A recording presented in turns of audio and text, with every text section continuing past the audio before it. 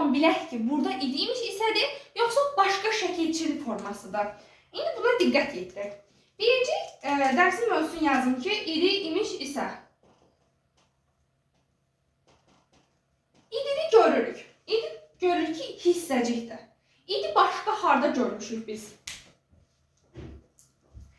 Başqa xatırladım sizə feilin keçmiş zaman forması dı, di, du, dü, şudi keçmiş zamana bənzəyir.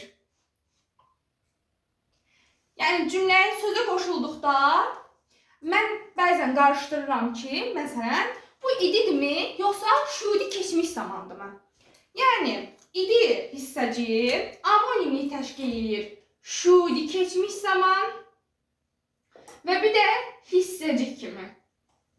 Necə aid edəcəyik ki, bu sözümüzdə hissəcikdir yoxsa keçmiş zaman formasıdırmı?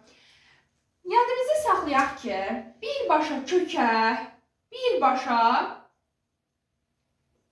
qoşulur. Hissəci isə zaman şəkilçilərindən sonra gəlir. İndi deyəcəm bunu.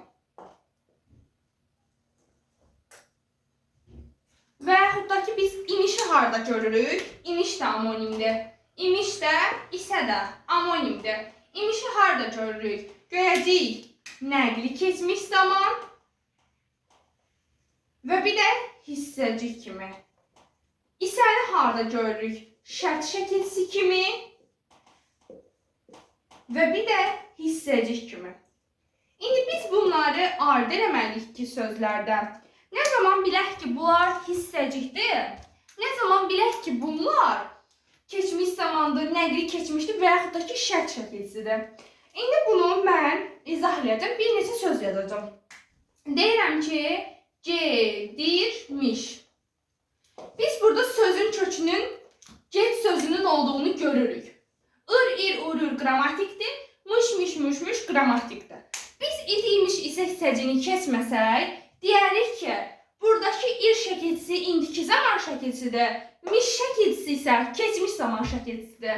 Amma biz bir şey yada saxlamalıyıq ki, bir sözün bir zamanı olar, bir neçə zamanı ola bilməz.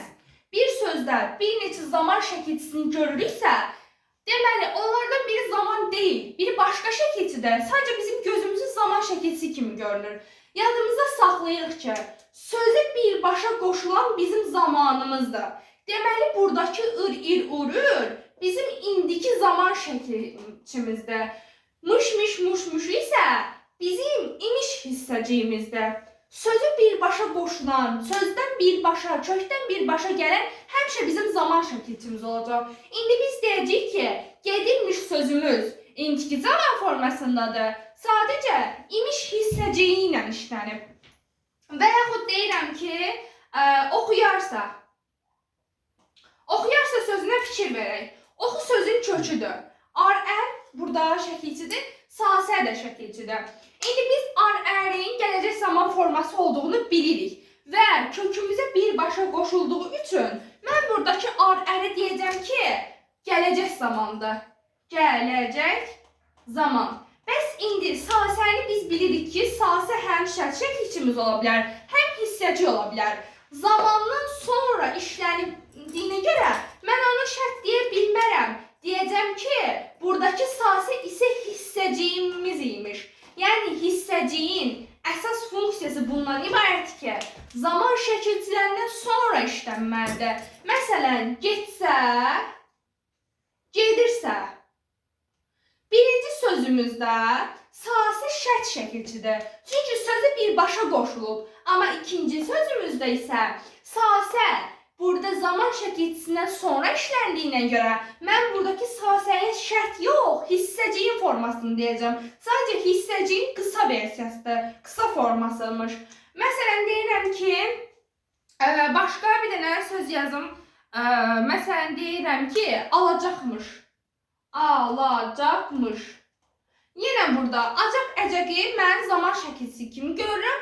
Mış mış mışı da gələcək zaman şəkilçisi kimi görürəm. Amma bayaq dedim ki, bir sözdə bir dənə zaman olar. Ona görə kökə birbaşa qoşulan nəyi görürük? Acakı görürük. Ona görə deyəcəyik, buradakı acak zaman şəkilçimizdir və bizim sözümüz gələcək zamandadır. Mış mış muş muş isə bizim keçmiş zaman şəkilçimiz deyil. Bizim imiş hissəciyimizdir. Bu sözümüz oldu gələcək zaman forması